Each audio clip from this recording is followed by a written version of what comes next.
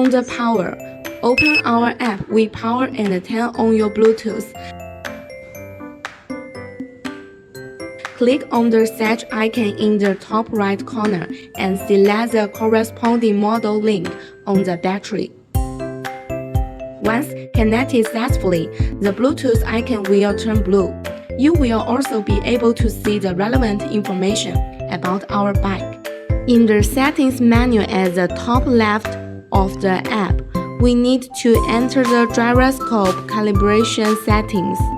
Place the bike on a level surface to adjust the gyroscope angle to 0. A beep will indicate successful calibration. On the home page of the app, we can see that there are 5 cycling assistance modes. Manual mode can be from 0 to 99, and other modes include commute, leisure, exercise, and climbing. You can set these according to your preference.